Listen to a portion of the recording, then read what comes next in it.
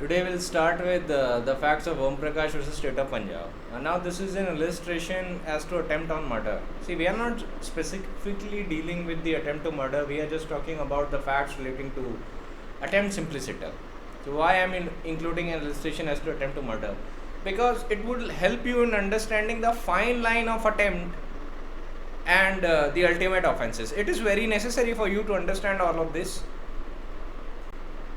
so that you are in a capacity to actually determine on the facts of the case as whether the certain fact would amount to preparation, whether the certain fact would amount to attempt, or whether the certain set of fact would amount to ultimate offense. Alright, so you have to determine all of that after looking at the totality of the circumstances. So here a brief mention of topics of attempt to murder is, I think, expedient for our interest.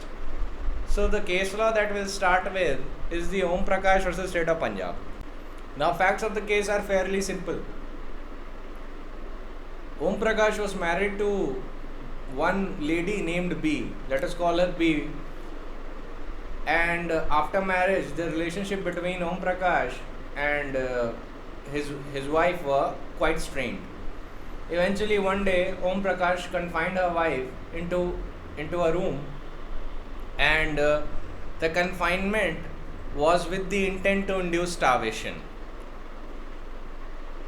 In certain set of periods, he used to throw a morsel of food like a bite of a chapati or a handful of rice that after a period of 4 to 5 days. Eventually what happened, that the condition of wife deteriorated to extreme extents, but due to some miracle she escaped her confinement, and she managed to escape that confinement and went to a civil hospital. The hospital authorities informed the brother of the wife that your sister is in such and such condition. So the brother came down from Ludhiana to see the condition of his sister, and found that her condition was so deteriorated that her physiological condition was critically damaged, but wife survives. So the brother lodges a complaint before police authorities, and the section for which Mr. Om Prakash is prosecuted is for section 307 of the IPC, the attempt to murder. In trial court, Om Prakash takes a defense and says that, see, my intention was only to confine her. I used to throw her morsels of food, and by throwing her morsels of food, it can be seen that my intention was not to kill her. My intention was only to confine her. Otherwise, why would I throw even morsels of food to her? If my intention was to kill her, I wouldn't even throw a grain of rice towards her. But let us suppose after a period of 3 to 4 days, I used to give her some semblance of food, like a bite of chapati or a handful of rice. And believe it or not, trial court actually acquitted Om Prakash on these averments that he made. And trial court actually said that the intention of the accused person was merely to confine the wife, not to kill her. Alright, the appeal went to the High Court. And in the High Court, he took the same defense to protect himself. The state went to the High Court and said the judgment of the trial court is wrong. The accused person clearly intended to murder her. The High Court saw the entire set of facts and said that the object of the appellant was to confine B and deprive her of regular food in pursuance of scheme of regular starvation in order to accelerate her end. मतलब उसे मारने के लिए उसने किया था. He wanted to accelerate her end, and convicted him under 307 of the IPC. On behalf of the appellant, it was contended that whereas section 511 of the code, for an act to amount to an offence of attempting to commit an offence, it need not be the last act and can be the first act towards the commission of offence. Under section 307, it is the last act which, if effective to cause death, would constitute an attempt to commit murder, and that even if B had been deprived of food for a certain period, the act of so depriving her would not come under 307, as that act could not by itself have caused her death, it being necessary for the period of starvation to continue for a longer period to cause death. The High Court held that a person who intends to commit offence under 307 of the IPC, when he has an intention to commit murder and in pursuance of that intention does an act towards its commission, irrespective of the fact whether the act is penultimate act or not, he is liable.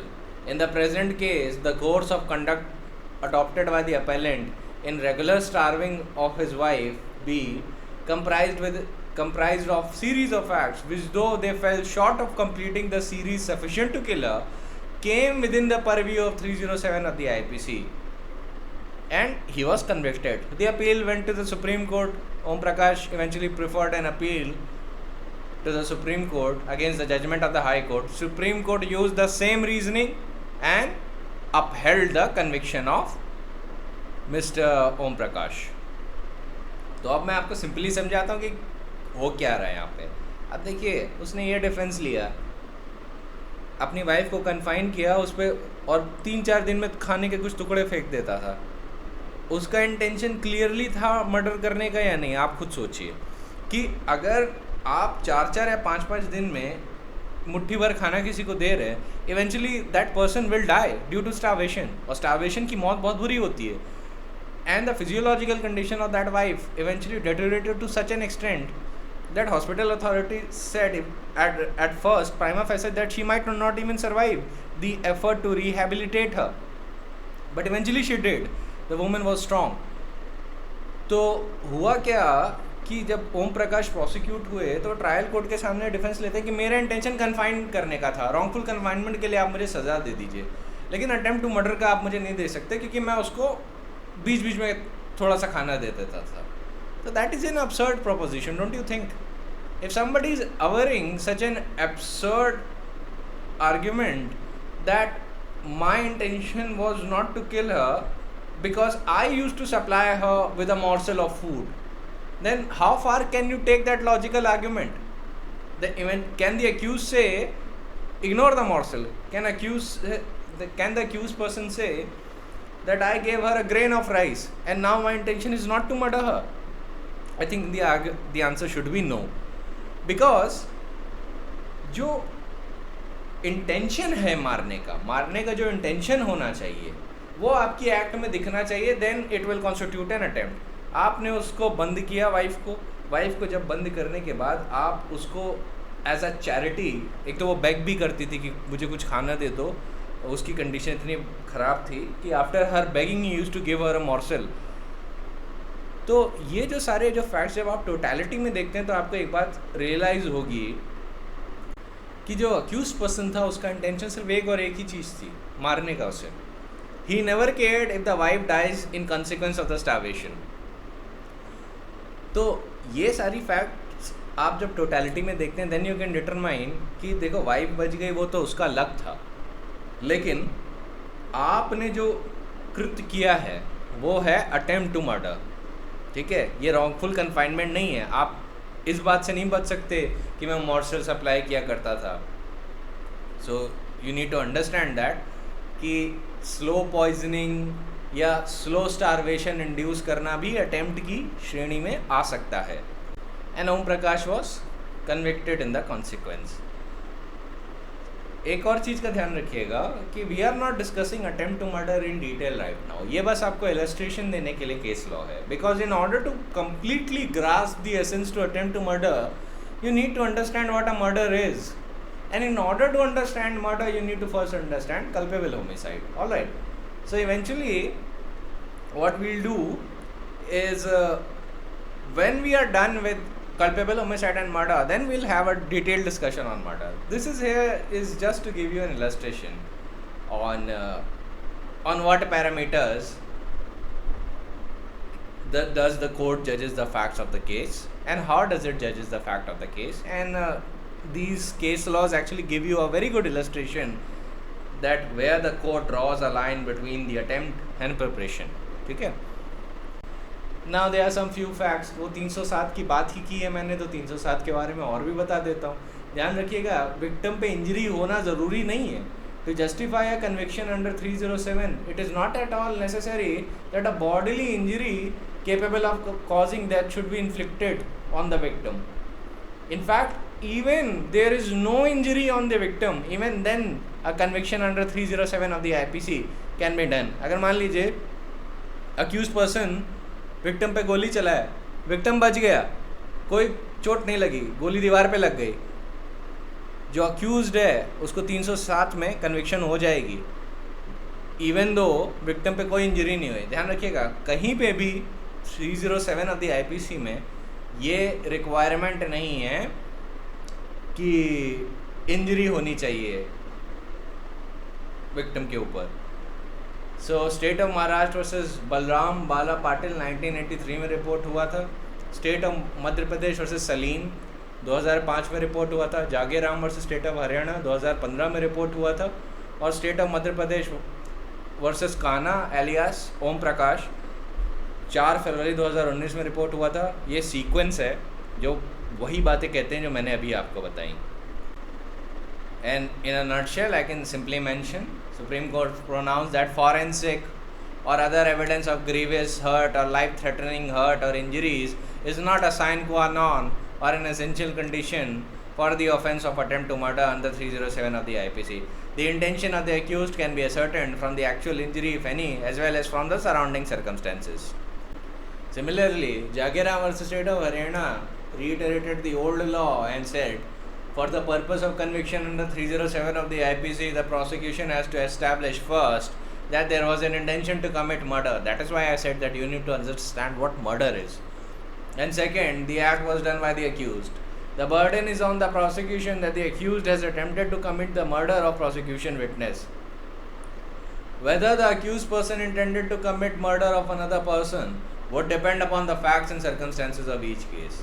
To justify a conviction under section 307 of the IPC, it is not essential that a fatal injury capable of causing death should have been caused. Although the nature of injury, if any, has been actually caused, may be of assistance in coming to the court to come to a finding that the intention of the accused, after understanding it from other circumstances as well, was to murder the victim.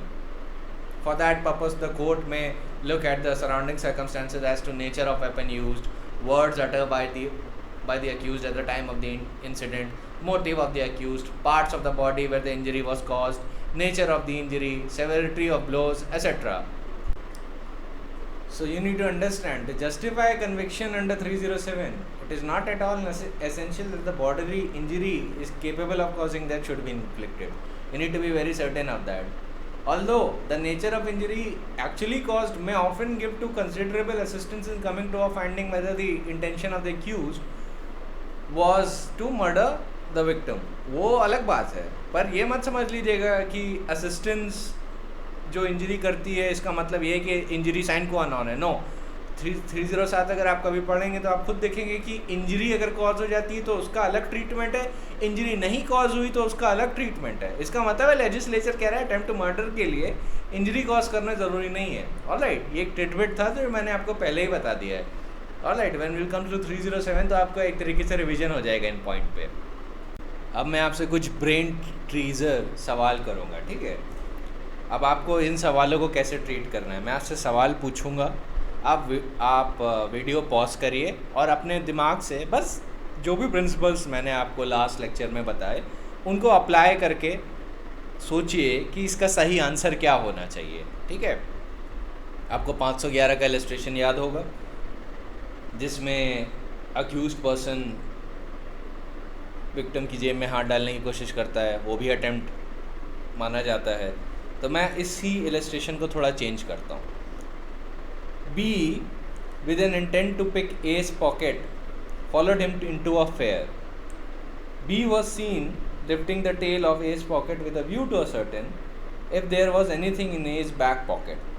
Apparently, feeling the pocket empty by touching it only from outside, B came out of the fair disappointed.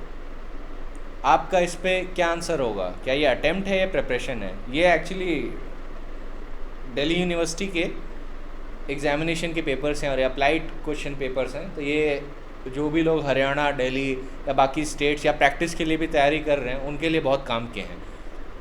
अगर किसी को ये fact नहीं समझ में आया तो मैं हिंदी में समझा देता हूँ कि मान लीजिए एक अक्यूज़ है, उसने विक्टिम का पीछा किया है एक स्पॉट तक जाने में, और वो देखता है कि विक्टिम जो है ना एक मेले में है, उसको लगता है कि यार इसके पास पैसा बहुत होगा, फिर उसकी जेब बाहर से टच करता है। अभी उसकी जेब में हाथ नहीं डाल रहा, बाहर से टच करता है ये देखने के लिए हम पर्स वर्स है या नहीं, देखता है वो पर्स ही नहीं है उसके पास, वो डिसअपॉइंटेड पीछे चला जाता है।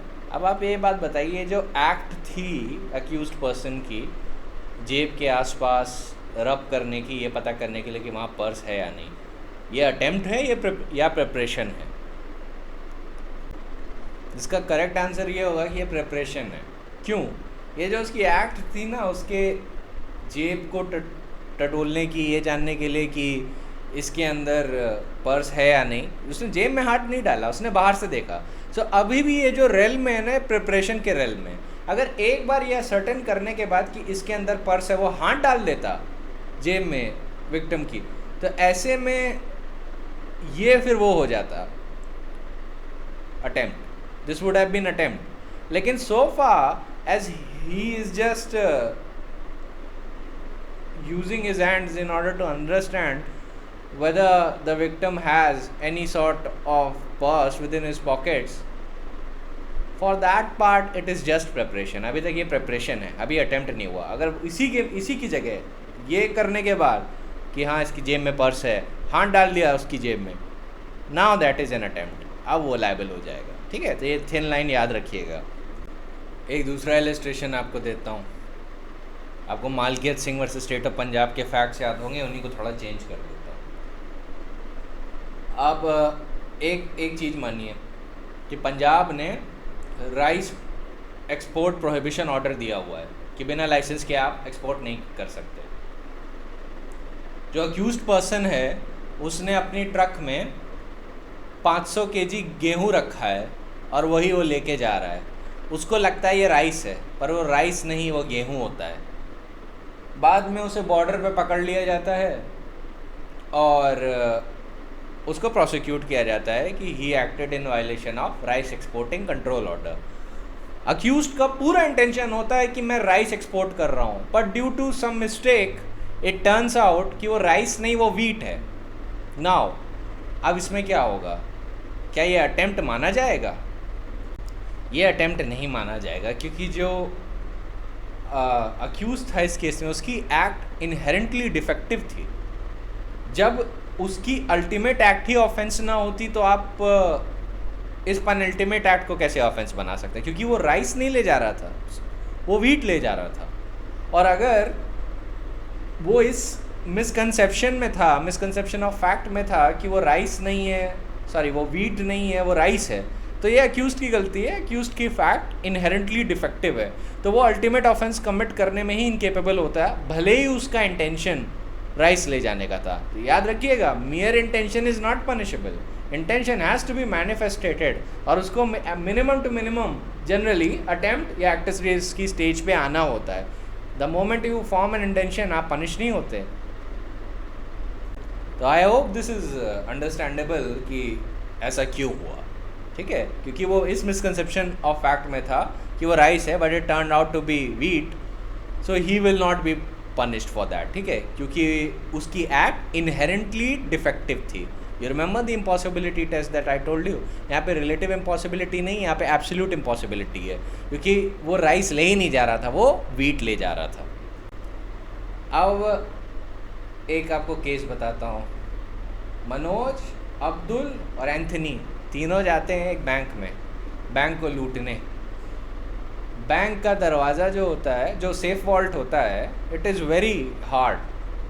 अब जो अब्दुल है वो क्या करता है, बैंक के एम्प्लॉयज़ को डरा के रखता है। एंथनी और मनोज की जिम्मेदारी होती है बैंक का वॉल्ट तोड़ने की, लेकिन अब उनके पास इक्विपमेंट ऐसे नहीं है। वो हथौड़ा लेते हैं और हथौड़े से बैंक का वॉल्ट तोड़ने की कोशिश करते हैं, और तोड़ने की भरपूर कोशिश करते हैं, but the vault is very strong and eventually they give up and they run away. कुछ नहीं करते हैं, भाग जाते हैं उस स्पॉट से। अब क्या ये अटेम्प्ट है? Will this be counted as an attempt? The answer is yes. यहाँ पे जिस एक्ट की वजह से अल्टीमेट एक्ट नहीं कमिट हो पाई ना, वो अक्यूज्ड के कंट्रोल से बाहर थी। तो ऐसी सिचुएशन में ये attempt to commit robbery of a bank के लिए ये लायबल होंगे कि ये जब तोड़ने की कोशिश कर रहे थे और लूटने के इंटेंशन से आए थे, भले ही अपने अल्टीमेट ऑब्जेक्ट में कामयाब नहीं हो पाए, पर ये तो रिलेटिव इनकैपेसिटी की वजह से कामयाब नहीं हुए ना। कई लोग इसका एक गलत आंसर देते हैं। वो ये सोचते हैं कि भाई बैंक का वॉल्ट तो हथौड़े से तोड़ा ही नहीं जा सकता, तो क्या ये एब्सोल्यूट इम्पॉसिबिलिटी नहीं हुई? The answer is absolute impossibility का ये केस नहीं है। यहाँ पे मेन इंटेंशन है रॉबरी कमिट करने का। जब रॉबरी कमिट करने के लिए आप लोग आए हो, तो रॉबरी कमिट ना कर पाने का कारण आपकी डिफेक्टिव इंटेलिजेंस है, ये तो बात ठीक है, but you came fully prepared by your own senses. तो यहाँ पे आप कुछ चीज़ें इसलिए नहीं कर पाए because it was relatively impossible. आप हथौड़ा लेके आ गए, आप डायनामाइट भी लेके आ सकते थे, और साथ में जो आप गन्स और बाकी चीज़ें लेके प्रिपेयर करके आए हैं बैंक को लूटने के लिए, इससे आपका इंटेंशन बहुत सफिशिएंटली दिख रहा है that you want to rob a bank. ठीक है, क्योंकि लोग ज़्यादातर बैंक वॉल्ट पे फोकस करने लगते हैं, वो इस चीज़ पे फोकस नहीं कर सकते कि वो किन आर्म्स के साथ प्रिपेयर होके आए थे। तो देखिए, इंटेंशन हर चीज़ को देख के डिटरमाइन होता है, सिर्फ एक एक्ट को देख के नहीं। ठीक है, अक्सर दिल्ली में ऐसे ही क्वेश्चन आते हैं जो दिखने में बड़े सिंपल होते हैं, बट उनका पपॉट बहुत डिफरेंट होता है। ये जो मैंने इलस्ट्रेशन अभी आपको दिया, ये अटेम्प्ट टू रॉबरी से डील करता है। ठीक है, अब एक और इलस्ट्रेशन आपको मैं देता हूँ। सत्तार खान राशिद मियाँ से एक अग्रीमेंट करते हैं कि मैं आपको लखनऊ में एक हवेली बेचूंगा। ठीक है, सत्तार खान कहते हैं कि मैं ही उसका ओनर हूँ, जबकि वो उसके ओनर नहीं होते। तो वो फॉर्ज्ड पेपर और फॉर्ज्ड एग्रीमेंट बनाते हैं मिस्टर राशिद को धोखा देने के लिए। मिस्टर राशिद को उनका सेक्रेटरी बता देता है कि सत्तार खान झूठ बोल रहा है, आप उसके बहकावे में मत आइएगा, वो उस प्रॉपर्टी का ओनर नहीं है, और इस पे पहले से ही फॉर्जरी और फ्रॉड के कई केसेस हैं। सत्तार खान उसके 2 महीने बाद सारे फॉर्ज्ड पेपर लेके आते हैं और कहते हैं कि देखिए सर, सारे डॉक्यूमेंट्स तैयार हैं, आप इस पर साइन कर दीजिए। राशिद मियाँ समझ जाते हैं कि सत्तार खान झूठ बोल रहा है, वो पुलिस को पहले इन्फॉर्म कर देते हैं। पुलिस आती है और सत्तार खान को पकड़ लेती है, and Sattar Khan is prosecuted for 420 red with section 511 of the IPC, मतलब अटेम्प्ट टू चीट। तो अब प्रोसिक्यूशन के दौरान सत्तार खान के काउंसिल एक पॉइंट लेते हैं कि जब मिस्टर राशिद को पहले ही पता था कि ये चीट करेंगे, तो वहाँ पे चीटिंग ही नहीं पॉसिबल हो सकती थी। तो चीटिंग ही नहीं पॉसिबल हो सकती थी, तो अटेम्प्ट टू चीट भी पॉसिबल नहीं हो सकता था। कोर्ट कहेगा कि ये जो फॉर्ज डॉक्यूमेंट इन्होंने बनाए ना, यहीं पे इनकी प्रिपरेशन कंप्लीट हो गई, और फिर ये जब लेके आए वहाँ पे अटेम्प्ट हो गया।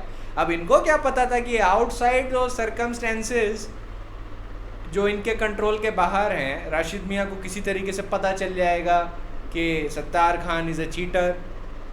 सो इन that situation Sattar Khan would be held liable under 420 red with 511 IPC। ठीक है, अटेम्प्ट टू चीट के लिए लायबल होंगे। एक चीज़ का ध्यान रखिएगा, कई एग्ज़ाम्स में ये बहुत पॉपुलर क्वेश्चन है कि A ने B की ड्रिंक में लेट अस सपोज पॉइजन समझ के एक हार्मलेस सब्सटेंस मिला दिया, तो क्या ये अटेम्प्ट होगा या नहीं होगा?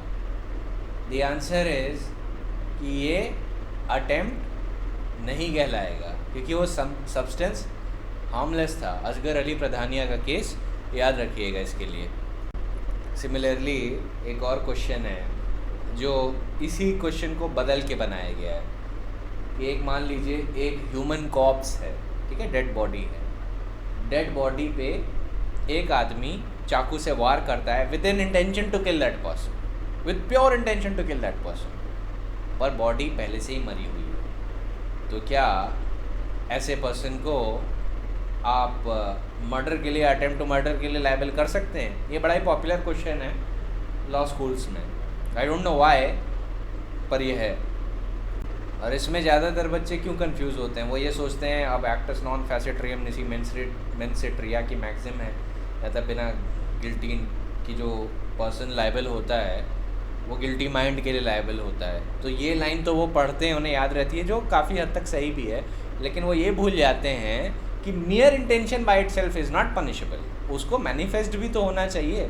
तो हालांकि इस केस में जो एक्ट की गई है वो एकदम उस इंटेंशन से की गई है कि वो मर्डर कॉज कर ले, है ना। अगर वो जिंदा बॉडी होती और यही आदमी पूरे इंटेंशन से चाकू उसको भोंक देता तो वो मर्डर में आ जाता, if supposing the person dies. लेकिन अगर बॉडी ऑलरेडी डेड है और उसको with an intention to kill stab किया जाता है तो वो मर्डर में नहीं आ सकता। क्यों? क्योंकि अल्टीमेट एक्ट इम्पॉसिबल है। सिमिलरली अटेम्प्ट टू मर्डर में भी नहीं आ सकता। क्यों? क्योंकि अल्टीमेट एक्ट इम्पॉसिबल है। पर वो कहाँ आ सकता है? अंडर 297 में शायद आ जाए, 297 आईपीसी में, जहाँ पे इंडिग्निटी टू अ ह्यूमन कॉर्प्स भी पनिशेबल है और उसका जो पनिशमेंट है, if I remember correctly, it's of 1 year और विथ फाइन और बोथ। तो इसमें क्या होता है ना कि 297 में बेसिकली वो ट्रेसपासिंग ऑन ब्यूरल प्लेसेस के लिए है, लेकिन जब उसका लास्ट पार्ट देखेंगे ना तो उसमें लिखा है और offers indignity to human corpse. तो स्टैबिंग अ डेड बॉडी में be covered under a definition that it is offering an indignity to a human corpse, but वो अटेम्प्ट टू मर्डर और मर्डर के लिए तो बिल्कुल भी लायबल नहीं होगा। ठीक है, तो आप इन सारे क्वेश्चंस के बीच में अपनी जो रीजनिंग है, लीगल रीजनिंग है, उसको बड़ा शार्प रखिएगा। आपको हर एस्पेक्ट से देखना है कि अल्टीमेट एक्ट इम्पॉसिबल तो नहीं है, क्या वो एब्सोल्यूट इम्पॉसिबिलिटी का केस है, क्या वो रिलेटिव इम्पॉसिबिलिटी का केस है। प्रॉक्सिमिटी टेस्ट आपको अपनाना है, पर प्रॉक्सिमिटी टेस्ट का मतलब ये नहीं कि last possible act. Proximity test का मतलब है कि वो इंटेंशन दिखाने के लिए रीजनेबली कनेक्टेड है। वो ओवर्ट एक्ट इस नेचर की है कि इंटेंशन रीजनेबली मैनिफेस्ट होता है, तो रीजनेबल प्रॉक्सिमिटी देखी जाती है, पेनल्टीमेट टेस्ट नहीं देखा जाता है। इसके लिए आप state of Maharashtra versus Mohammad Yakub का केस ध्यान में रखिएगा। It is locus classicus, always quote that. Impossibility test के लिए आप असगर अली प्रधानिया वर्सेस एम्परर का केस ध्यान में रखिएगा।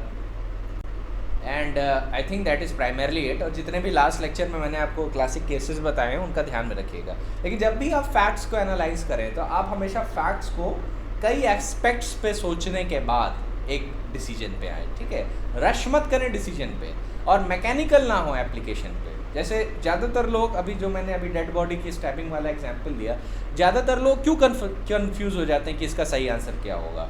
वो इसलिए क्योंकि वो सोचते हैं कि हाँ इंटेंशन से पनिश होते हैं व्यक्ति, ना कि एक्ट से।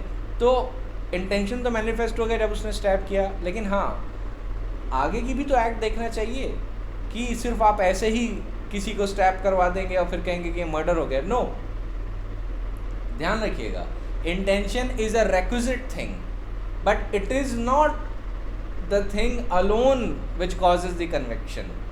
अगर आपके दिमाग में इंटेंशन टू मर्डर है, ठीक है, और आपने मर्डर किया नहीं है पर आपके दिमाग में इंटेंशन टू मर्डर है, अब 2 मिनट के लिए Selvi versus state of Karnataka के जजमेंट को किनारे हटा दीजिए और अगर हम अज्यूम कर सकें कि ट्रुथ सीरम अगर आपको दिया जाए और आप हमको सच साफ बता दें कि you want to murder B, let us suppose B को मारना चाहते हैं, तो ऐसे केस में क्या इस मियर इंटेंशन के लिए आपको पनिश किया जा सकता है मर्डर के लिए? The answer would be no, क्योंकि आपने अभी कोई एक्ट नहीं की है।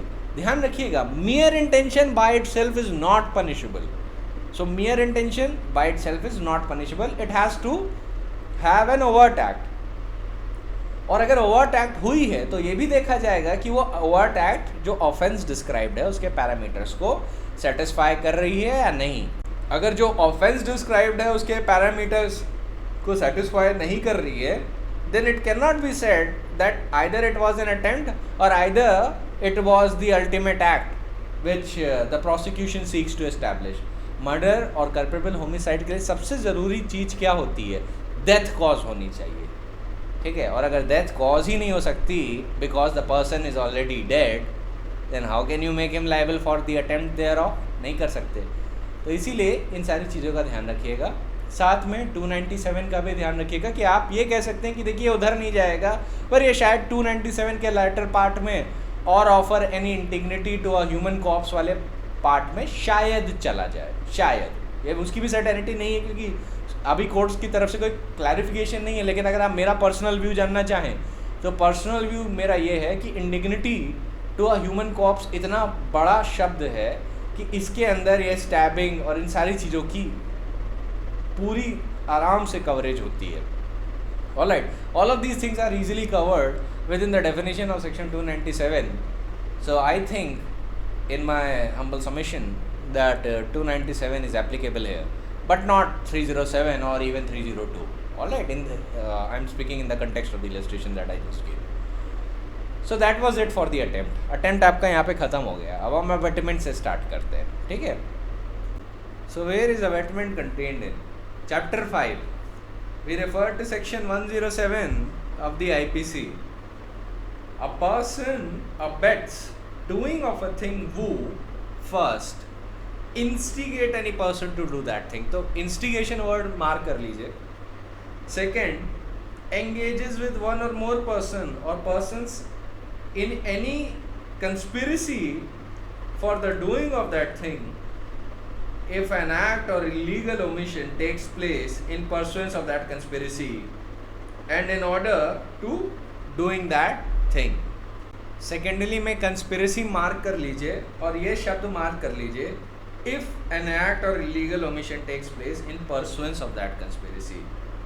वो ये बहुत बड़ा डिफरेंस हो जाता है जब हम अबेटमेंट को कंस्पिरेसी के साथ देखते हैं कि इन दोनों में मेन डिफरेंस क्या है, ठीक है. वो कंस्पिरेसी में मैं बताऊंगा.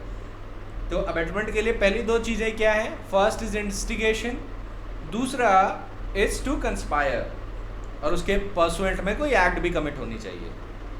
Third, intentionally aids by any act और illegal omission the doing of that thing.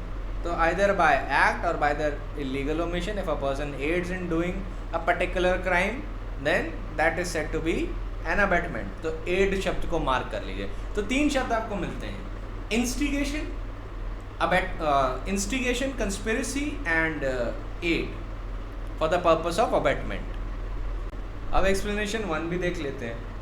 A person who by willful misrepresentation, willful misrepresentation को मार्क करिए, और by willful concealment of material fact, अब willful concealment of material fact को mark करिए, which he is bound to disclose, voluntarily causes or procures or attempts to cause or procure a thing to be done, is said to instigate doing of that thing. Illustration क्या कहता है? A public officer is authorized by a warrant from a court of justice to apprehend Z. B, knowing the fact and also that C is not Z, willfully represents to A that C is Z, and thereby intentionally causes A to apprehend Z. Here A abets by instigation the apprehension of C. तो basically illustration ये कह रहा है कि एक police officer को एक warrant दिया गया था बाय अ कोर्ट कि आप मान लो, लेट अस सपोज रमेश को अरेस्ट करके लाओ. रमेश को अरेस्ट करने के लिए पुलिस ऑफिसर जाता है. रमेश का पड़ोसी जानबूझ के विलफुल मिसरिप्रेजेंटेशन करता है कि सुरेश रमेश है, ठीक है. पुलिस ऑफिसर गलती से सुरेश को अरेस्ट कर लेता है. तो ऐसे केस में नेबर ने जो विलफुल मिसरिप्रेजेंटेशन किया है पुलिस ऑफिसर को, ये अबेटमेंट की कैटेगरी में आता है, ठीक है. This comes in the category of abetment by wilful misrepresentation. Explanation 2 कहती है, whoever either prior to or at the time of commission of an act does anything in order to facilitate the commission of that act and thereby facilitate commission thereof is said to aid in doing that thing. aid की जो explanation 2 है ना, ये बड़ी खास है. वो कहता है कि ऑफेंस कमिट होने के पहले, either prior to or at the time of commission of that act, जब आप उसको फैसिलिटेट करने के लिए कोई एक्ट करते हैं तो वो अबेटमेंट की कंडीशन की कैटेगरी में जाता है. पर नोट दिस, इसके बाद की एक्ट अबेटमेंट में नहीं जाती है. So let us suppose offence सारे ख़त्म हो गए and you don't know, you have done no act with an intent to facilitate commission of that act. तो अगर आप उसको कोई असिस्टेंस देते हैं ऑफेंडर को, जो मान लीजिए कोई ऑफेंस कमिट करके आया है, तो वो अबेटमेंट में नहीं आएगा, क्योंकि अबेटमेंट के लिए जो एड मानी जाती है वो या तो ऑफेंस कमिट करने के पहले हो या eight the time of commission of an act. तो इसका एक इलस्ट्रेशन दे देता हूँ। एक आदमी है, वो लेटर सपोज बी को मारना चाहता है, और बी को मारना चाहता है, और बी जो है वो सी का भी दुश्मन है। सी जो है उस आदमी को एक रिवॉल्वर देता है और कहता है कि जाके बी को मारो। वो जाता है, बी को मार आता है। तो अब ये एड है, ठीक है, एक्सप्लेनेशन 2 में कवर हो गया। Similarly at the time of commission का मैं आपको इलस्ट्रेशन देता हूँ। अब जब बी को मारा जा रहा है तो उस दौरान सी स्पॉट पे आ जाता है और ए को चाकू देता है और कहता है कि अब इसको तुम मार दो। तो अब वो ऑफेंस को फैसिलिटेट कर रहा है eight the time of commission of offence. अब रिवॉल्वर को भूल जाइए, रिवॉल्वर नहीं दी, सी आ जाता है स्पॉट पे और स्पॉट पे आके चाकू देता है जब ए बी को मारने की कोशिश कर रहा है।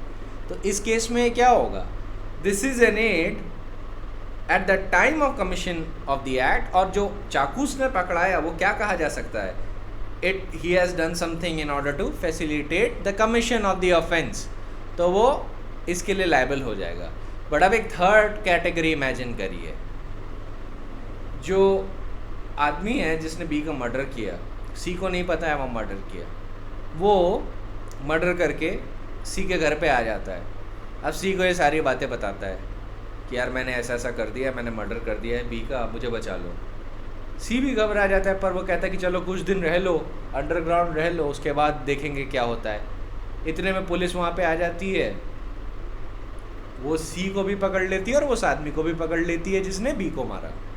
तो अब क्या ये अबेटमेंट कहलाएगी, ये third category? The answer is no, this is not abetment, क्योंकि abetment for the purpose of section 107 explanation 2 categorically tells you that it should be either prior to or at the time of commission of the act, ठीक है? Only that things are considered abatement. Similarly, जो abatement है by aid, act से भी हो सकता है और omission से भी हो सकता है। ये दोनों चीज़ों का ध्यान रखिएगा, ठीक है? अब एक चीज़ का आप ध्यान रखिएगा, ये तो खैर एड का तो समझ में आ गया, लेकिन इसमें सबसे जो नुआंस पॉइंट है ना अबेटमेंट में, वो है वर्ड इंस्टिगेट को लेके। इंस्टिगेशन का जो स्कोप है वो काफ़ी बड़ा है as compared to the latter two. तो इंस्टिगेशन का लिटरली सेंस में मतलब क्या होता है? It means to incite, it means to set, it means to urge on, it means to stir up, it means to goad, it means to foment, stimulate, provoke etcetera. ये सारे जो terms हैं instigate की category में आते हैं। एक चीज़ का ध्यान रखिएगा कि इंस्टिगेशन तब अबेटमेंट बन जाता है जब कोई व्यक्ति किसी को कोई ऑफेंस करने के लिए इंस्टिगेट करे, either by inciting him, either by urging him, either by stirring some feelings within him, either by goading him, और either by stimulating his feelings, और आइदर बाय प्रोवोकिंग हिम, ठीक है?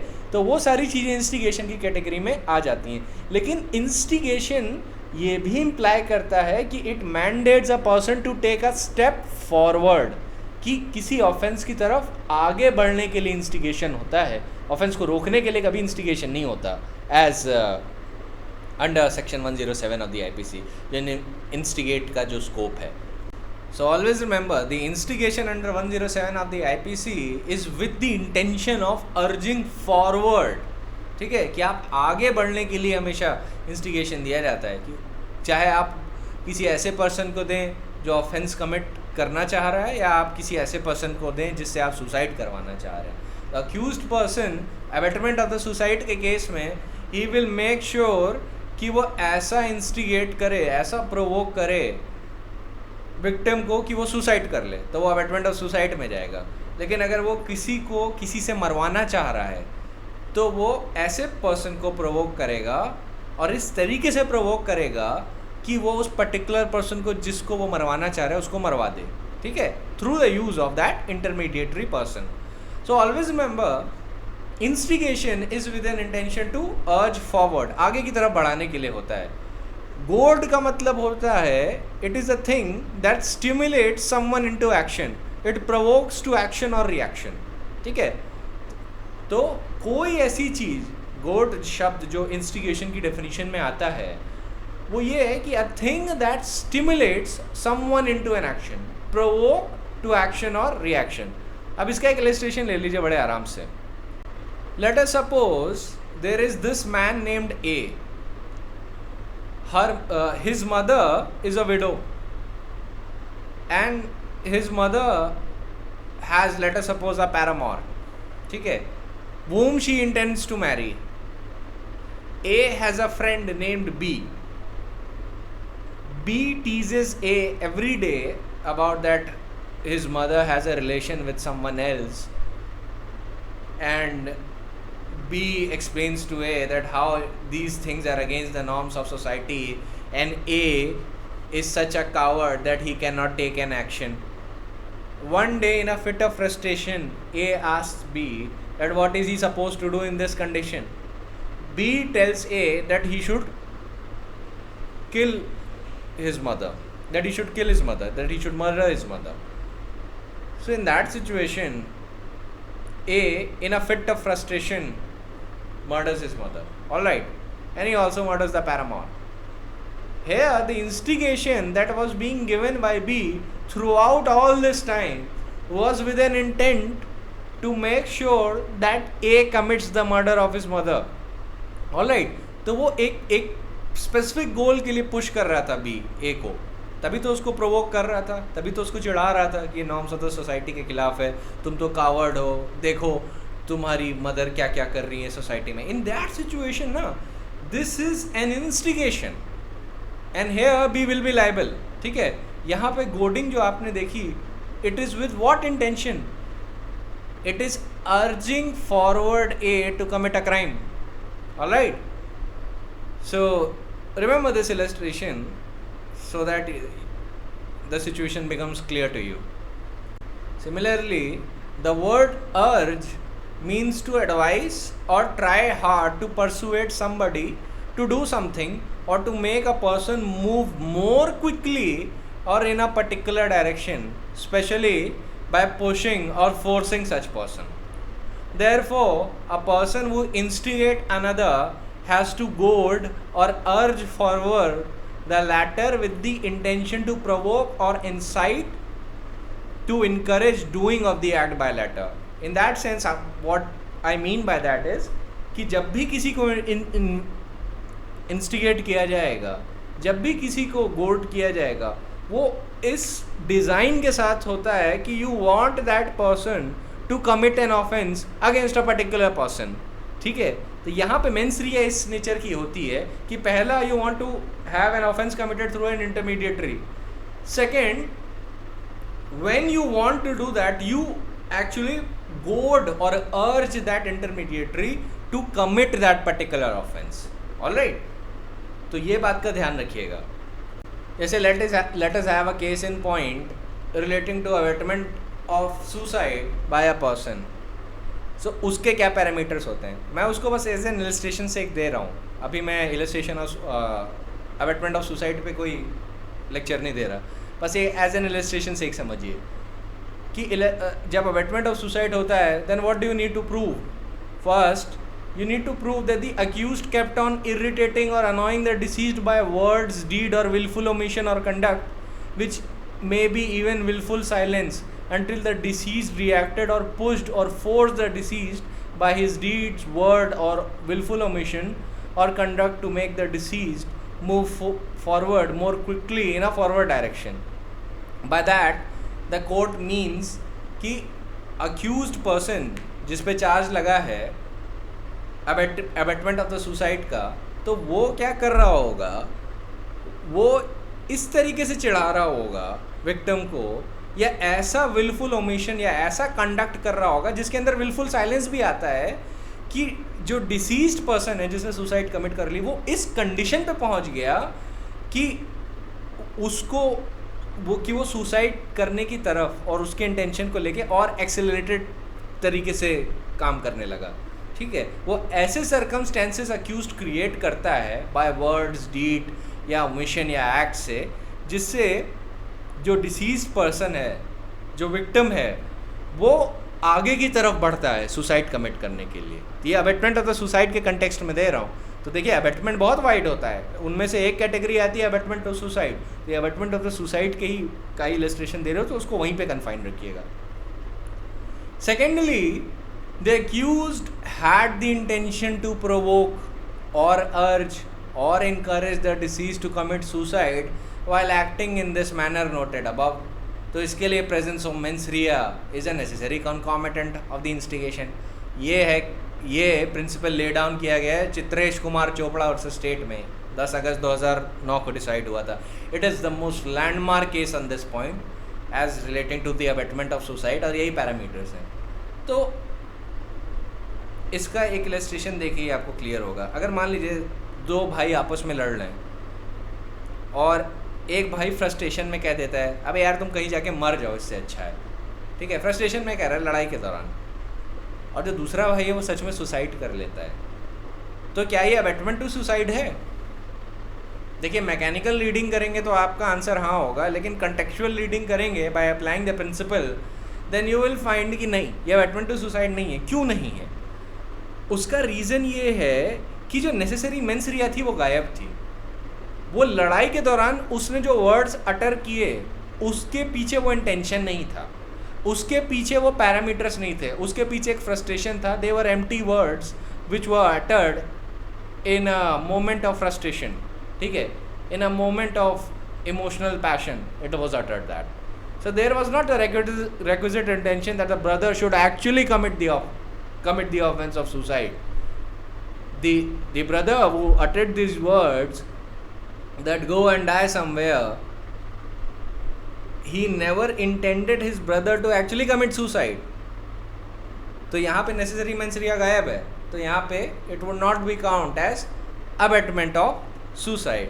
लेकिन अब दूसरा सिचुएशन मैं आपको देता हूँ. Now this illustration that I am about to give you is based on the facts of a case.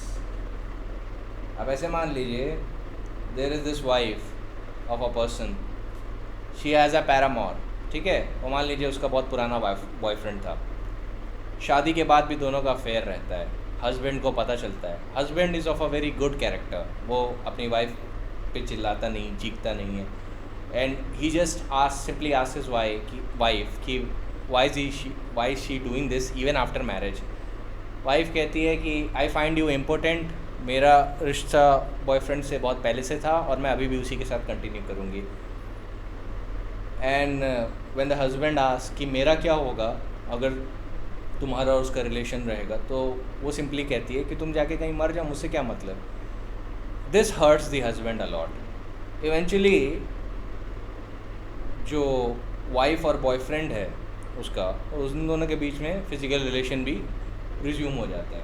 Husband को भी ये पता चलता है. Now he is very hurt, he is emotionally shattered. अब वो इमोशनली शैटर्ड होता जा रहा है, but he just calms down in mind. वो सोचता है कि चलो ठीक है, मैं किसी ना किसी तरीके से सिचुएशन को हल करने की कोशिश करता हूँ. तो अपनी वाइफ को मनाने की कोशिश करता है कि ऐसे कोर्स ऑफ कंडक्ट को बंद कर दो, वरना सोसाइटी में बदनामी होगी, उसकी भी और वाइफ की भी. वाइफ कहती है कि उसे बदनामी से कोई मतलब नहीं है, वो तो हस्बैंड को पसंद ही नहीं करती और वो चाहती है कि उसका हस्बैंड मर जाए. और फिर क्या करती है, उसी दिन अपने बॉयफ्रेंड को बुला के उसी के सामने सेक्सुअल इंटरकोर्स करती है. This has such a great impact on the husband that the husband immediately goes and shoots himself to death. गोली मार लेता है अपने आप को, मर जाता है. अब यहाँ पे ये जितने भी सर्कमस्टेंसेस सिचुएशन में थे, they were all with an intent to make sure कि ये जो हस्बैंड है वो सुसाइड कमिट कर ले. ना that is an abetment of suicide, और यहाँ पे लाइबल हो जाएंगे. यहाँ पे कोई ऐसी एक्ट नहीं हो रही पर से, यहाँ पे तो एक कॉन्जुगल रिलेशन का ओमिशन हो रहा है. एक कॉन्जुगल बॉन्ड और जो कॉन्जुगल फिडेलिटी होती है जो वाइफ को मेंटेन करके रखनी चाहिए थी, वो उसने नहीं रखी. तो यहाँ पे that was an omission of conjugal fidelity. और जो उसकी एक्ट्स थी of having a physical relation with a boyfriend in front of her husband, that eventually led the husband to commit suicide. तो ये जब सर्कमस्टेंसेस आप टोटलिटी में consider करेंगे तो यहाँ पे आप उसके वर्ड्स का इंटेंशन डिटरमाइन कर सकते हैं. यहाँ पे इंटेंशन क्या था? यहाँ पे इंटेंशन था to make sure that the husband is removed from the path of the wife and a boyfriend. And if the husband dies, then the wife is liable for abetment of suicide in this case. These are actual fact. This happened in Andhra Pradesh. Alright. So always remember that all these things have to be determined in accordance with the fact and circumstances of the case.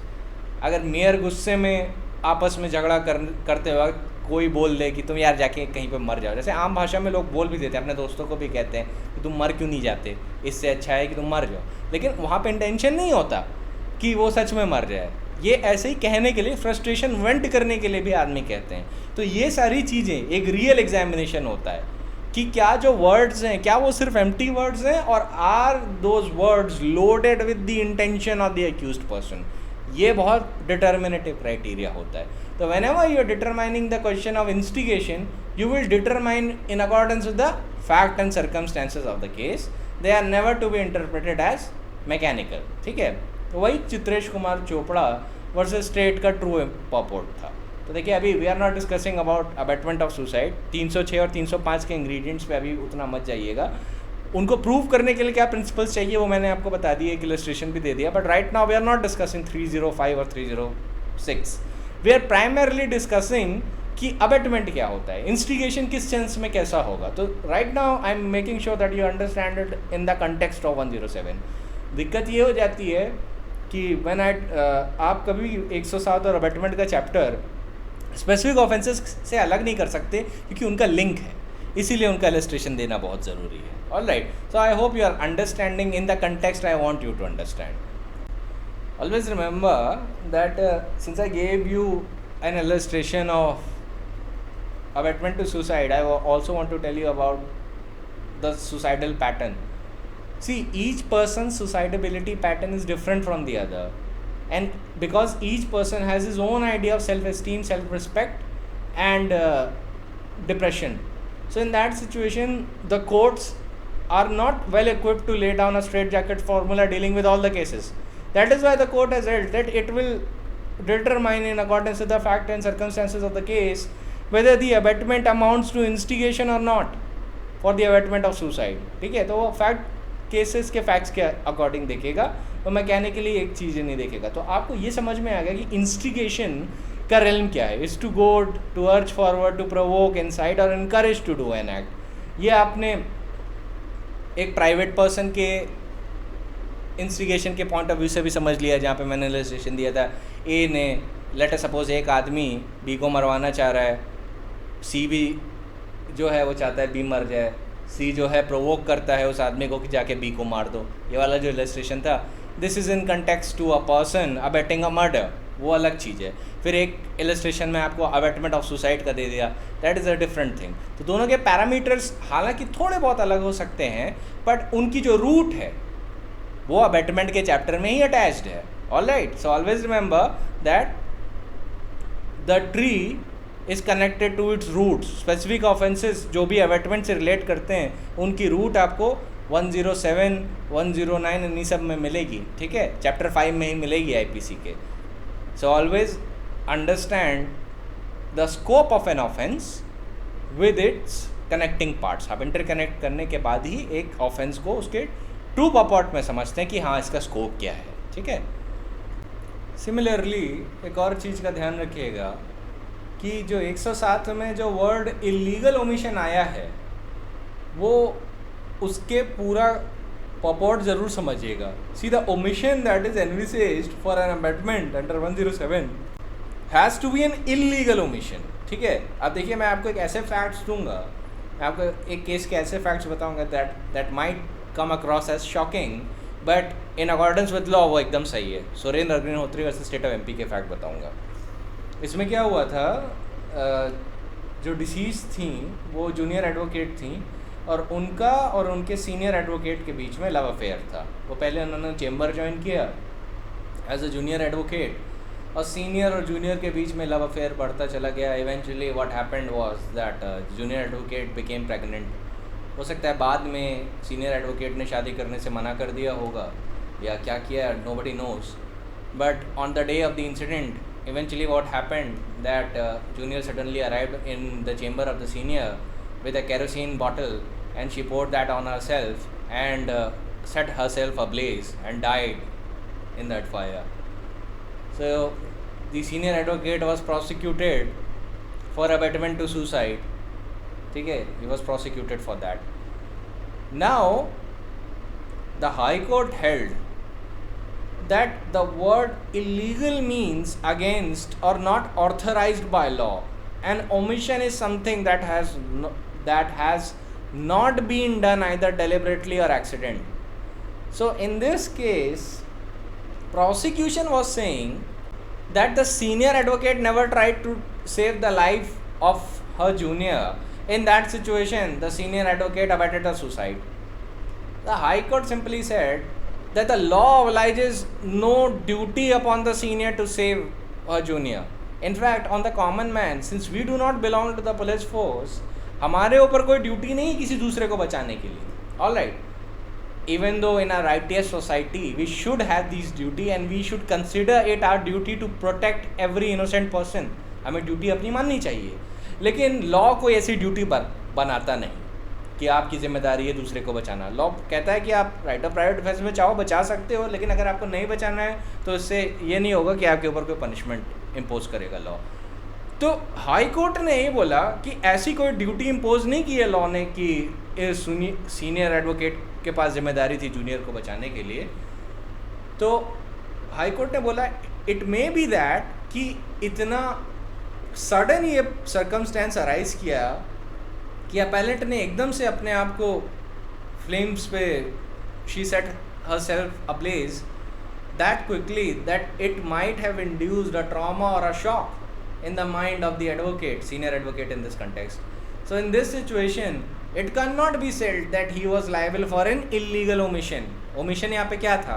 ना बचाना. और omission in abetment is qualified by what word? Illegal. तो क्या law बताता है कि आपकी जिम्मेदारी है किसी को बचाना? जिम्मेदारी की बात कर रहा हूँ, discretion की नहीं, जिम्मेदारी. Does the law impose the duty on a senior to save a junior? The answer is no.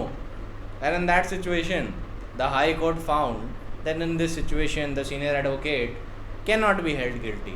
ठीक है, तो ये एक इलस्ट्रेशन मुझे आपको देना था जिससे मैं आपको ये भी समझा सकूँ कि ट्रू पर्पोर्ट क्या है इन सब चीज़ों का.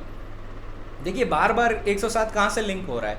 306 से लिंक हो रहा है, लेकिन आपको प्राइमरली इंस्टिगेशन और जो वर्ड्स हैं जो 107 में उनका मतलब समझना है. ये आपने समझ लिया तो फिर 306, 305 और जहाँ जहाँ भी आप अबेटमेंट देखेंगे वो आपके लिए समझना आसान होगा. Right now just focus on the words, कि वो जो वर्ड्स हैं ना उन्हीं की वजह से, उन्हीं के एप्लीकेशन की वजह से हर केस के फैक्ट्स अलग तरीके से डिटरमाइन हो रहे हैं. Alright, so that was the case I think of Vijay Agnihotri versus state of MP.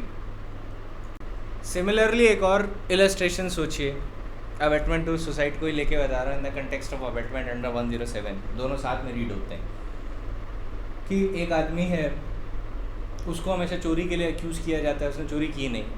जब भी कोई रिलेटिव मिलने आता है तो वो उसको हमेशा बोला जाता है ये आदमी चोर है, से दूर रहना, चोरी की नहीं उसने. इवेंचुअली वो आदमी इतना हर्ट हो जाता है इन सारी बातों से कि वो सुसाइड कर लेता है.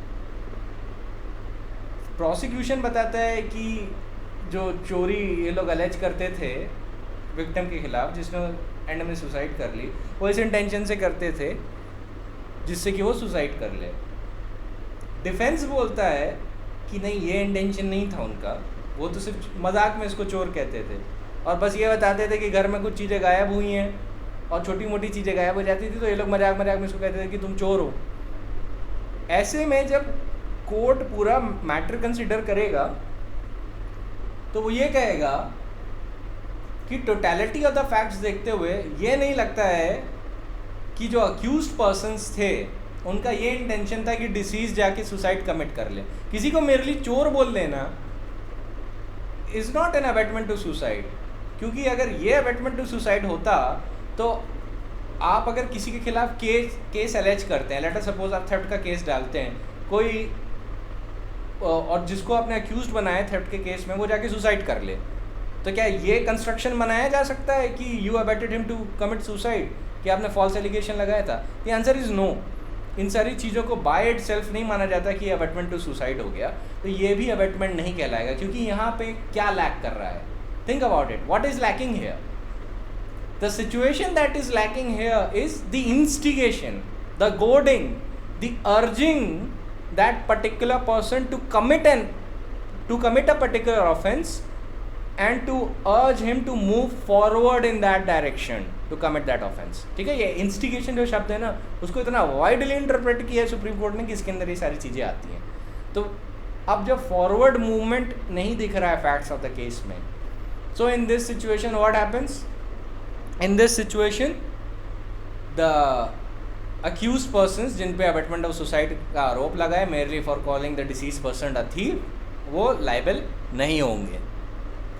Now we can come to section 108 of the IPC.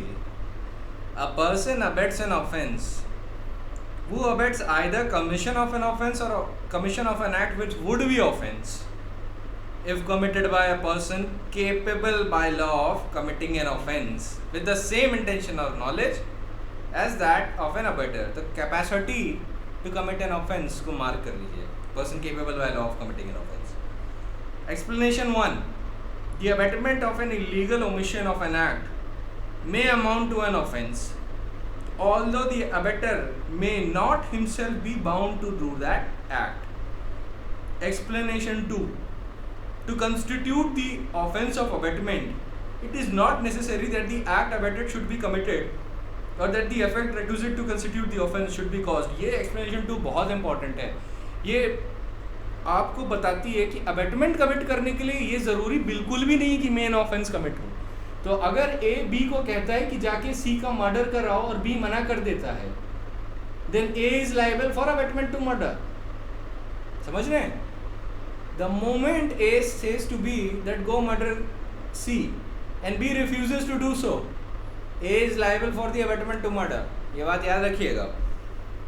So illustration is A instigates B to murder C, B refuses to do so, A is guilty of abetting B to commit murder. That is the illustration that I just gave you.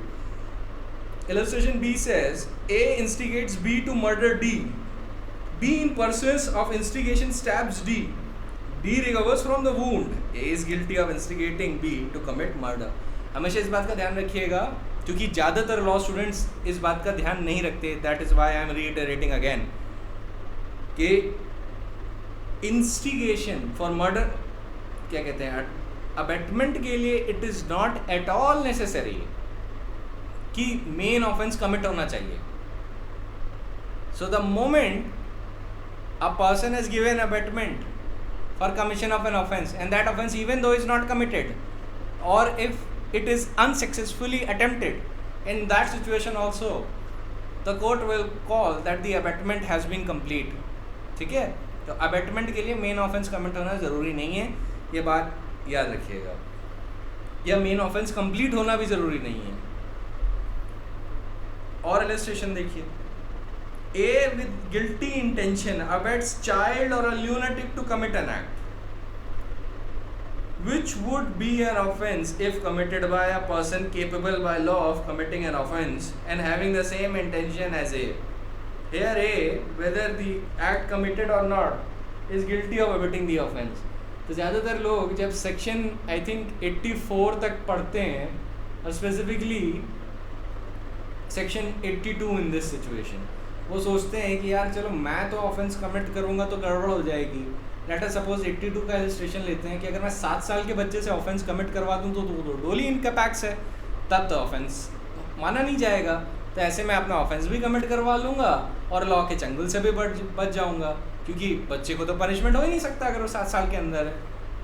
तो अब ये person अगर over smart बनते हैं और 82 तक ही पढ़ा है और ये नहीं पढ़ा 108 में क्या है, तो उनको ये नहीं पता कि अगर बच्चे ने सच में जाके ऑफेंस कर दिया तो ये पूरी तरीके से लायबल हो जाएंगे even though the child won't be liable. तभी मैंने आपको बोला था ना, ये वर्ड मार्क कर लीजिए, if committed by a person capable by law of committing the offence.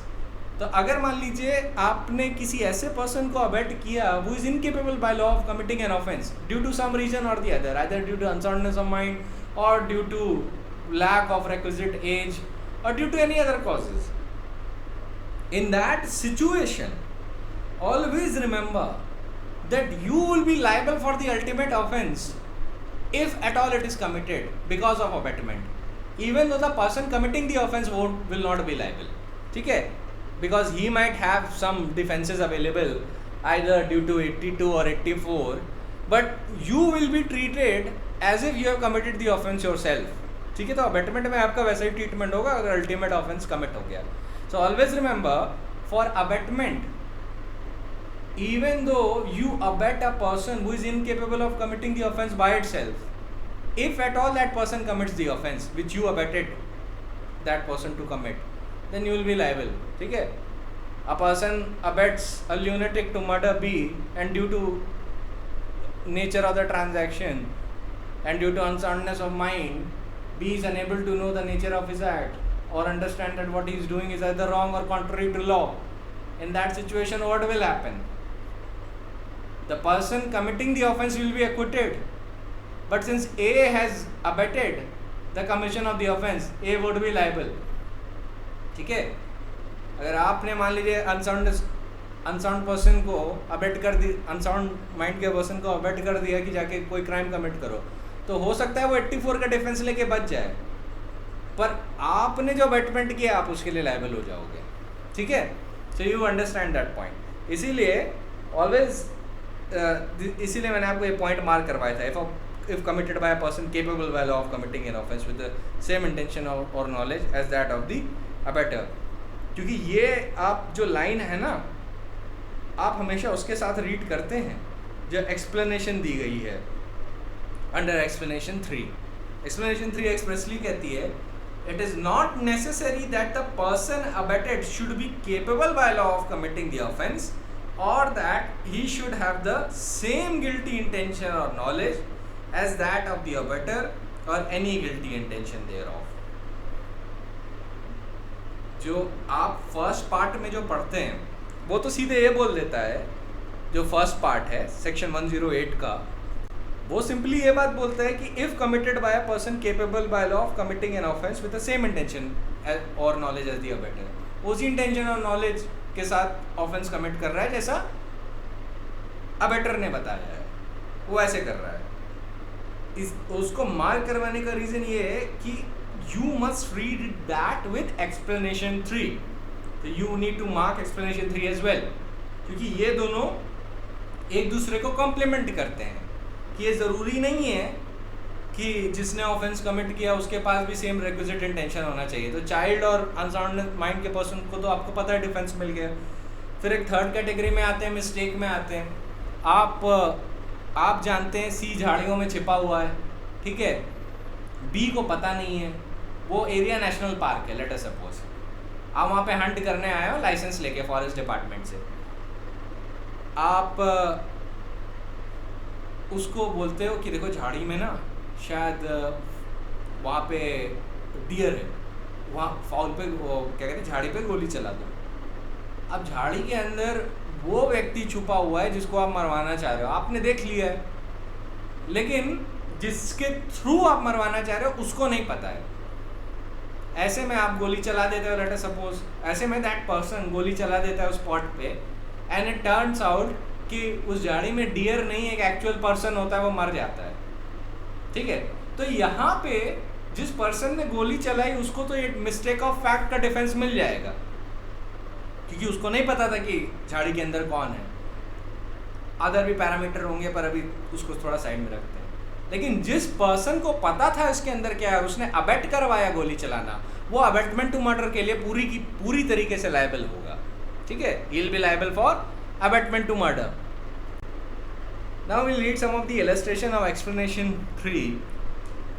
A with a guilty intention abets a child or lunatic to commit an act which would be an offence if committed by the person capable by law of committing an offence and having the same intention as A. Here A, whether the act be committed or not, is guilty of abetting an offence. तो अगर आप child या lunatic से कोई offence abate करवाते हो, या child या लूनेटिक को कोई ऑफेंस कमिट करने के लिए अबेट करते हो, इंस्टिगेट करते हो, तो ऐसी सिचुएशन में अगर वो चाइल्ड कमिट कर दे या ना कमिट कर दे, you are liable for that. You are liable for the abatement of that particular offense. Illustration B क्या कहता है?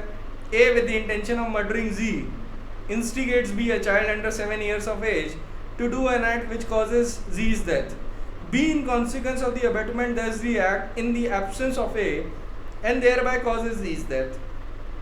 Here, though B was not capable by law of committing an offence, A is liable to be punished in the same manner as if B had been capable by law of committing an offence and had committed murder, and he is therefore subject to punishment of death. तो basically illustration क्या कह रहा है? Illustration simply इतनी सी बात कह रहा है कि देखिए 7 साल से कम उम्र का बच्चा रिक्विजिट डिटेंशन फॉर्म नहीं कर सकता, मेंसरिया फॉर्म नहीं कर सकता, तो वो तो गिल्टी नहीं होगा किसी भी एक्ट के लिए. लेकिन आपने जिसने अबेट किया उसको वो एक्ट करने के लिए लॉ आपको वैसे ही ट्रीट करेगा जैसे कि जिस पर्सन को आपने अबेट किया he would have been capable of committing the offence. तो you would be liable for the abetment of murder and you would be liable, you will be subject to the punishment of death in that situation. So I think this illustration should be fairly clear. I come to the illustration C. A instigates B to set fire to a dwelling house. B, in consequence of unsoundness of mind, being incapable of knowing the nature of his act or what he is doing is either wrong or contrary to law, sets fire to the house. In consequence of A's instigation, B has committed no offence, but A is guilty of abetting the offence of setting the fire to a dwelling house and is liable to punishment provided for that offence. तो यहाँ पे भी वही scene हो रहा है कि हालांकि वो जो अनसाउंड पर्सन था वो बच जाए अगर 84 के पैरामीटर सेटिस्फाई होते हैं, बट यहाँ पे A is liable for abetting the offence of abetting the offence of setting a dwelling house on fire, ठीक है, through the use of that person वो had been of unsound mind. तो law उस unsound mind के person को भी वैसे ही ट्रीट करेगा for the purpose of punishing A कि had he been capable of committing the offence. तो ए को जो पनिशमेंट होता वो उसके लिए लायबल होगा. इन दैट सेंस ये जो फर्स्ट पार्ट है ना 108 का, if committed by a person capable by law of committing an offence with the same intention और knowledge as that of the abettor, law ऐसे ही मानेगा कि अनसाउंड माइंड के पर्सन के पास इंटेंशन और नॉलेज होता और वो सिर्फ इतने पार्ट के लिए प्रिज्यूम करेगा only to punish the abettor जिसने अबेट किया है. तो इस इलस्ट्रेशन में ए अबेटर है तो ए को पनिशमेंट होगा, और वो जो अनसाउंड माइंड का पर्सन था जिसने आग लगाई वो वॉज एक्चुअली अबेटेड, उसको 84 का डिफेंस मिल जाएगा, वो तो अक्विट हो जाएगा. ठीक है, अब इलस्ट्रेशन डी में आते हैं. A, intending to cause a theft to be committed, instigates B to take property belonging to Z out of Z's possession. A induces B to believe the property belongs to A. तो ये mistake का case है, ये mistake का illustration है. A induces B to believe that property belongs to A. B takes the property out of Z's possession in good faith, believing it to be A's property. B, acting under this misconception, does not take it dishonestly and therefore does not commit theft. Theft के लिए एक बहुत बड़ा ingredient है dishonest intention, वो गायब है इसमें, तो थेफ्ट नहीं हुई. यहाँ पे मिस्टेक ऑफ फैक्ट का केस है, बट यहाँ पे A is guilty of abetting theft, क्योंकि जो डिसऑनेस्ट इंटेंशन था वो किसके पास था? ए के पास था. ए ने अबेट किया बी को ये करने के लिए, तो यहाँ पे कौन लायबल हुआ? यहाँ पे ए लायबल हुआ for abetment to commit theft, and A is liable for the same punishment as if B had committed theft. ठीक है, तो बी ने तो थेफ्ट नहीं की, दैट इज अंडरस्टैंडेबल, लेकिन ए को वैसे ही पनिशमेंट मिलेगा जैसे कि बी ने थेफ्ट कमिट कर ली होती. क्योंकि ये जो एक्सप्लेनेशन है और उसके इलस्ट्रेशन है, ये क्या साबित करना चाह रहे हैं? एक्सप्लेनेशन 3 के इलस्ट्रेशन, क्योंकि ये उन सिचुएशंस की बात कर रहे हैं जहाँ पे जो अबेटेड पर्सन है उसके पास रिक्विजिट इंटेंशन या नॉलेज नहीं है टू कमिट एन ऑफेंस.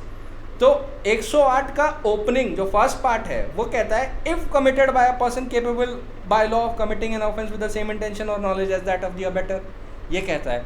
तो उसका क्लैरिफिकेशन डालने के लिए लेजिस्लेचर ये एक तरीके से फिक्शन एज्यूम करता है कि लॉ अबेटर को वैसे ही ट्रीट करेगा जैसे कि अबेटेड पर्सन के पास रिक्विजिट इंटेंशन और नॉलेज होती, जैसा कि फर्स्ट पार्ट रिक्वायर करता है, इवन दो इन एक्चुअलिटी रियलिटी में उसका केस एक्सप्लेनेशन 3 में कवर होता है और उसके पास रिक्विजिट इंटेंशन और नॉलेज नहीं है. So it is a case of also a legal fiction. ठीक है, अब एक्सप्लेनेशन 4 पे आते हैं. The abetment of an offence being an offence, the abetment of such an abetment is also an offence. तो ये तो बहुत आसान है कि ए बी को अबेट करता है कि सी को अबेट करो कि वो डी का मर्डर कर दे. ठीक है, एक आदमी दूसरे को अबैट कर रहा है तीसरे को अबैट करने के लिए, और फिर वो कहता है कि चौथे से मर्डर करवा दो। अलग तो ये चेन चल रही है अबैटमेंट की, यहाँ पे जितने लोग चेन में इन्वॉल्व हैं सबके सब लाइबल हैं। So this is fairly understandable. Illustration कहता है A instigates B to instigate Z to A instigates B to instigate C to commit murder of Z. B accordingly instigates C to murder Z, and C commits the offense in consequence of B's instigation. B is liable to be punished for his offense with the punishment of murder, and as A instigated B to commit the offense, A is also liable for the same punishment. Fairly easy to understand. Explanation 5. It is not necessary that the commission of an offense of abetment by conspiracy that the abettor should concert the offense with the person who commits it. It is sufficient if he engages in the conspiracy in pursuance of which the offense is to be committed. इसको सुनिएगा, ये illustration इतना clear है कि ये पूरी situation आपको clear ही कर देगा खुद ही से। ए बी के, मैं आपको हिंदी में समझाता हूँ जिससे आपके लिए समझना आसान हो। ए बी के साथ प्लान बनाता है जी को पॉइजन करने का, ठीक है। दोनों अग्री करते हैं कि ए जो है पॉइजन एडमिनिस्टर करेगा, और बी जो है यही प्लान सी को बताता है कि एक तीसरा आदमी है, नाम नहीं लेता ए का, कहता है तीसरा आदमी है वो पॉइजन एडमिनिस्टर करेगा जी के लिए, ठीक है, और जी उसको पिएगा और जी मर जाएगा। सी जो है वो राज़ी हो जाता है कि वो पोटेशियम साइनाइड खरीद के लाएगा और वो बी को देगा, बी बाद में उसको ए को देगा, ठीक है। ये बात सी को नहीं पता है, सी को बस इतना पता है कि उसको पोटेशियम साइनाइड लाना है और बी को देना है। बी को पता है कि तीसरा आदमी जो ए है वो देगा पॉइजन जी को। अब यहाँ पे लैक ऑफ नॉलेज किसके पास है? सी के पास। सी को नहीं पता है कि A is the person who will administer poison. So in this case what happens further? अब होता क्या है कि इवेंचुअली ए जो है पॉइजन एडमिनिस्टर कर देता है इस कंस्पिरेसी के दौरान पे, और जी मर जाता है उसके कॉन्सिक्वेंस में, ठीक है, आफ्टर कंज्यूमिंग दैट पॉइजन। तो यहाँ पे ए और सी ने जॉइंटली कंस्पायर नहीं किया, ठीक है। यहाँ पे बी कॉमन लिंक था दोनों के बीच। सी को ए की नॉलेज नहीं थी और ए को सी की नॉलेज नहीं थी। ए को नहीं पता था कि कौन पॉइजन लाया, और सी को ये नहीं पता था कि किसने पॉइजन एडमिनिस्टर किया। तो इस केस में हालांकि दोनों ने कंस्पायर टुगेदर नहीं किया, yet C has been engaged in conspiracy in pursuance of which Z has been murdered. C therefore has committed the offense defined under this section and is liable to the punishment of murder. इस case में क्या होगा ना, A, B, C तीनों liable होंगे equally. तो यहाँ पे ये डिफेंस नहीं लिया जा सकता कि मैं तो जानता नहीं था किसको पॉइजन एडमिनिस्टर करना था किसको नहीं। So all three would be liable in this scenario, ठीक है। So I think this illustration is should be very clear. अगर नहीं clear हुआ तो you can always ask me. So I think that is it for today. Tomorrow we'll continue with the abetment simpliciter and see how far we'll reach.